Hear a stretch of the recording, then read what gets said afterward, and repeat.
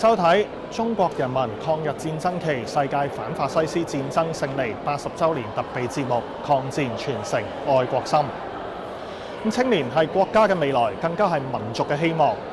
教育及青年發展局透過持續開展同埋組織唔同嘅活動，培養青年同埋學生嘅愛國情懷，傳承愛國愛澳優良傳統。呢一班學生一筆一畫咁書寫住對國家嘅期盼，跳起身將願望黐得更高，係唔係會更加靈驗呢？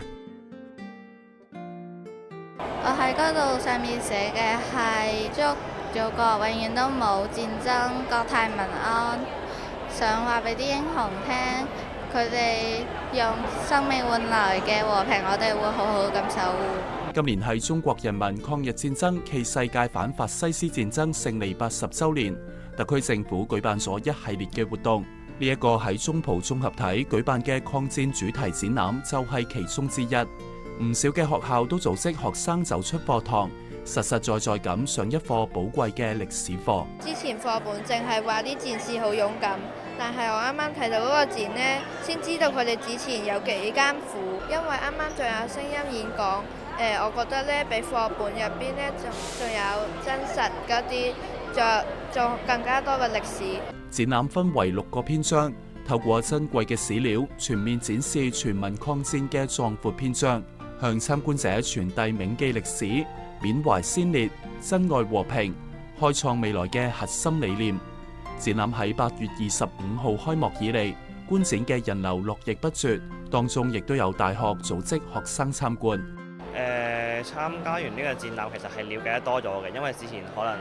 讀書嗰啲咧，可能都係淨係了解個表面少少嘅嘢啦嚇。而家聽完嗰啲，其實都有多啲有了解到嘅。要深入咁了解國情，除咗透過課本，親身咁參與各項相關嘅活動，無疑會令到學生有更真切嘅體會。主席同志，受閱部隊列隊完畢，請您檢閱。9月3號喺北京天安門廣場舉行嘅紀念中國人民抗日戰爭暨世界反法西斯戰爭勝利80週年大會，出席紀念大會嘅本澳代表團成員，亦都包括青年同學生等各界代表。而喺澳門，多間學校亦都有組織全校嘅師生同步觀看閱兵儀式直播，俾青年學生了解新時代強軍事業，加深民族自豪感以及對國家發展嘅信心。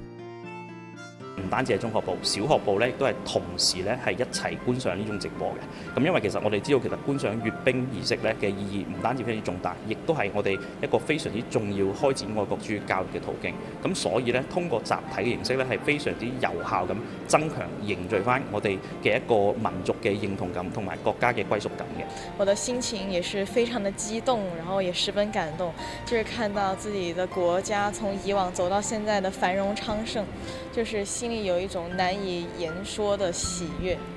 那麼我們作為澳門青年，我相信我們能做到的就是銘記歷史、緬懷先烈、珍愛和平、開創未來。喺同日嘅下午，教育及青年發展局亦都舉辦咗抗戰主題嘅澳門青年論壇，